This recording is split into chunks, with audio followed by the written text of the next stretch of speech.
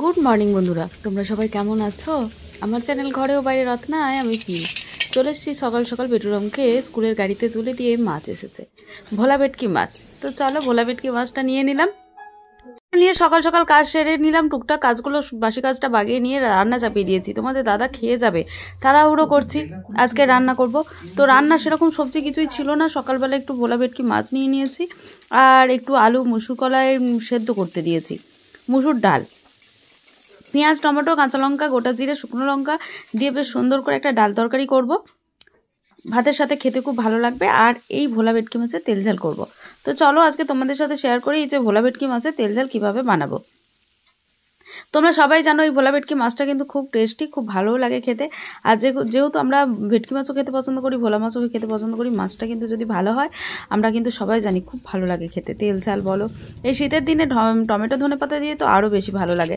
একটু চলো কালো জিরে তাড়াতাড়ি করে দিয়ে দিলাম, একটু চিনি, কালো জিরে কাঁচা লঙ্কা ফোড়ন দিয়েছি। চিনিটা উপরে উঠে এলেই তেল থেকে দিয়ে দিলাম কাঁচা লঙ্কা, কাঁচা লঙ্কা তো দেওয়াই ছিল, পেঁয়াজ দিয়ে দিলাম, টমেটো দিয়ে দিলাম, দিয়ে ভালো করে নাড়তে হবে। ভালো করে পেঁয়াজটা একটুখানি ভেজে নেওয়ার পর আমি দিয়ে দিচ্ছি লাল মরিচ। যেহেতু তেলের মধ্যে লাল মরিচটা দিয়ে দিলে কালারটা কিন্তু বেশ সুন্দর আসে, খুব সুন্দর আসে। আর আমি এখানে কাঁচা লঙ্কা দিচ্ছি, এই জন্য লাল মরিচটা দিয়ে দিলাম। আর আদা বাটা দিয়ে দিলাম, 1 চামচ আদা বাটা দিয়ে দিচ্ছি, বড় টেবিল চামচের, দিয়ে ভালো করে আদাটা ভেজে নেব। একে একে মশলাটা ভাজতে থাকবো। আর তারপর দিয়ে দিচ্ছি কাঁচা লঙ্কা আর গোটা জিরে গোটা ধনে বাটা। তো একভাবে মশলাটা কিন্তু আমি ভালোভাবে কষিয়ে নেব। এই মাছটা দিয়ে কিন্তু একতলা ভাত অনায়াসে খাওয়া যাবে। আর 1 চামচ দিয়ে দিলাম পেঁয়াজ বাটা। মাছের তেল ঝালটা কিন্তু অসাধারণ হয়, তোমরা চাইলে বাড়িতে বানিয়ে নিতে পারো। আর আমি তারপর দিয়ে দিচ্ছি টমেটো বাটা। টমেটো বাটা দিয়ে দিলাম 1 চামচ, পেঁয়াজ বাটা, আদা বাটা, সব রকম মশলা কিন্তু 1 চামচ করে দিয়ে দিলাম। এবার পরিমাণ মতন হলুদ আর লবণ দিয়ে দিতে হবে,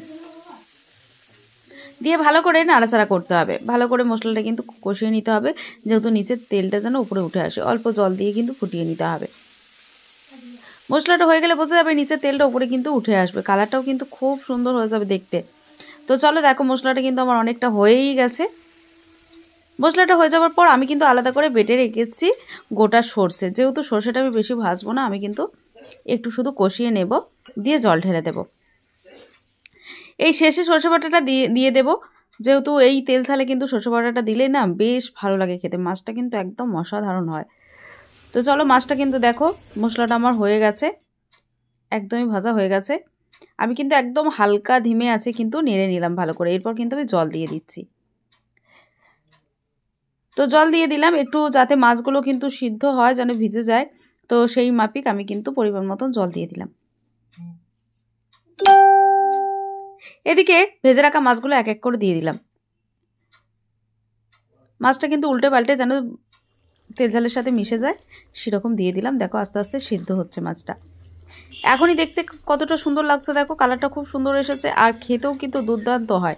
তোমরা চাইলে ভোলা ভেটকি মাছের তেল ঝাল বানাতে পারো। আমি গোটা গোটা চিড়ে গোটা গোটা কাঁচা লঙ্কা দিয়ে দিলাম, যেহেতু স্বাদটা খুব সুন্দর বের হয়। উপরে ধনেপাতা ছড়িয়ে দিলাম। ব্যাস একটু নাড়াচাড়া করেই আমার কিন্তু ভোলা ভেটকি মাছের তেল ঝাল রেডি। ব্যাস গরম গরম ভাতের সাথে নিয়ে বসে পড়া, আর কিছু লাগবে না জানো, খুব সুন্দর হয় খেতে। তোমরা চাইলে একবার বাড়িতে বানিয়ে নিও, শীতের সময় এই মাছ কিন্তু অসাধারণ লাগে। দেখো মাছ কিন্তু ভিট করে ফুটে গেছে, আমি কিন্তু গ্যাস বন্ধ করে দিলাম। মাছ কিন্তু আমার রেডি। এরপর চলো কড়াই থেকে থালাতে নামিয়ে নিই। আজকে সবই টুকটুক ভুল বলছি কিন্তু হ্যাঁ, আমি তো রান্নাটা করেছি, খুব সুন্দর হয়েছে। তোমরা একবার দেখো, বাড়িতে বানিয়ে দেখো অবশ্যই। দেখো দেখতে কত সুন্দর হয়েছে না, দেখতেও সুন্দর হয়, খেতেও কিন্তু একদম টেস্টি। আমি কিন্তু বানিয়ে নিলাম, অল্পই মাছ নিয়েছি কিন্তু এই মাছটা খেতে খুব ভালো লাগে। তো চলো মাছ আমার রেডি। এবার সকালে রান্না টুকটাক আমার ডাল মাছ এটুকুই করেছি, আর সেরকম বিশেষ কিছু করিনি। গাছগুলো কিন্তু হালকা রোদ উঠেছে, গাছগুলো কিন্তু এবার জল দিচ্ছি। সকালবেলা তাড়াহুড়ো করে হয় না, কাজ বাগিয়ে নিয়েছি, যেহেতু বেলার দিকে গাছগুলো কিন্তু একটু জল দিয়ে দিলাম, যেহেতু শুকিয়ে গেছে গাঁদা গাছগুলো। তারপর একটু সময় পেলাম হাতে, কাঁচা দুধ নিয়ে, যেহেতু সকালবেলা গয়লা তো দুধ দিয়ে যায়, কাঁচা দুধ নিয়ে একটু বেসন আর সাথে একটু নারকেল তেল দিয়ে আমি কিন্তু মুখটা পরিষ্কার করতে বসে পড়েছি। হাতের কাছে যেটুকু যখন পাই তখন কিন্তু মুখের মধ্যে অ্যাপ্লাই করে নিই। হ্যাঁ, সবসময় তোমাদের সাথে শেয়ার করা হয় না, কিন্তু চলো আজকে একটু সময় আছে যখন তো তোমাদের সাথে শেয়ার করি। কাঁচা দুধ তো আমরা সবাই জানো, দই দুধ আমরা কিন্তু মুখের মধ্যে ব্যবহার করা কিন্তু খুবই ভালো। তো আমি একটুখানি বেসন নিয়ে নিলাম, আর একটু চালগুড়ি আর অল্প একটু নারকেল তেল সব রকম মিক্সড করে কিন্তু বেশ ভালো করে মুখটা স্ক্রাবিং করে নিলাম। ব্যাস স্নান করে নিলাম, স্নান করে ঠাকুর দিতে চলে এসেছি। আর বাইরেটা কি সুন্দর হাওয়া দিচ্ছে দেখো, প্রচুর পরিমাণে হাওয়া দিচ্ছে, মনে হচ্ছে যেন সমুদ্রের ধারে আছি এরকম একটা মনে হচ্ছে। তো চলো, বেশ ভালো লাগলো। তো তোমাদের সাথে একটুখানি বাইরের পরিবেশটা শেয়ার করলাম, আমার তো বেশ সুন্দর লাগলো। আর ওইদিকে দেখো উপরে কত পাখিগুলো ঘুরছে, আমার মাঝে মাঝে বেশ ভালোই লাগে দেখতে, জানো খুব সুন্দর লাগে।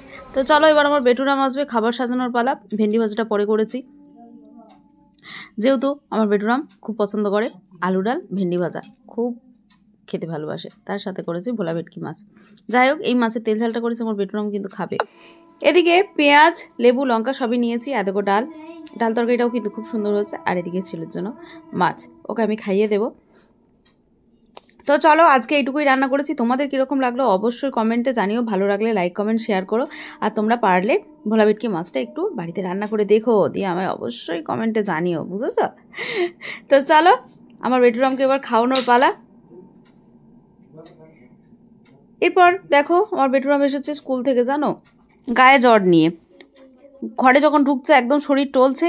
তারপর আমার তো দেখে মানে ভয় পেয়ে গেছি, গায়ে জ্বর, চোখ খেতে চায়নি। খাবার সাজিয়ে রেডি করে রাখলাম, দেখলো অল্প একটু খাইয়ে দিলাম, দিয়ে মা মা করে ডাকতে থাকে আমাকে, মাথা টিপে দাও, পা টিপে দাও। প্রচণ্ড পরিমাণে গাঁটা জ্বর, তো শরীরটা একদম ভালো নয়, ওকে ভালো করে পরিষ্কার করে দিলাম, তারপর একটু ভুলিয়ে ভালিয়ে খাওয়ালাম। তো দেখলাম গাটা বেশ গরম, তো আমি বললাম অনেকটা সকালে উঠেছিস, একটু ঘুমিয়ে যা। তোর পাপাকে ফোন করলাম, ওষুধ নিয়ে আসবে বললো আস্তে আস্তে। তো এখন আমার বেটুরামকে ঘুম পাড়িয়ে দিই, অল্প একটু খেলো, জানো ছেলেটাকে ভালো করে খেলেও না, মনটা খুব খারাপ লাগছে। কিন্তু কি করব, জ্বর এই সময় ওয়েদারটা সব খারাপ, সবার জ্বর আসছে, তো ওর একটুতেই ঠান্ডা লাগলে এরকম হয়ে যায়। আমি ওকে বারণ করি তাও শোনে না, সকালের দিকটা তাও তো কত কিছু ওকে পড়িয়ে পাঠাই, কিন্তু কি আর করা যাবে, যখন হবে কিছু তো করার নেই বলো। এখন ওকে একটু ঘুম পাড়িয়ে দিই। ওদিকে তোমাদের দাদা এসেছে ছেলের জন্য ওষুধ, আর দেখো আমলকি নিয়ে এসেছে আমার জন্য, যেহেতু আমি প্রত্যেকদিন খাই, তো আমলকি নিয়ে এসেছে। আর এদিকে রুটি করেছি, তোমাদের দাদাকে এখন টিফিন দেবো। তোমাদের দাদা ছানার গজা এনেছে। তো চলো এখন একটুখানি রুটি খাওয়া হয়ে যাক। তো আমি সকাল থেকে যা কিছু হলো ভিডিওটা কিন্তু শেয়ার করলাম, সারাদিনের ব্লগে যা কিছু সব কিছু দেখালাম। তোমাদের কীরকম লাগলো অবশ্যই কমেন্টে জানিও, ভালো লাগলে লাইক কমেন্ট শেয়ার করো। আজকে টাটা।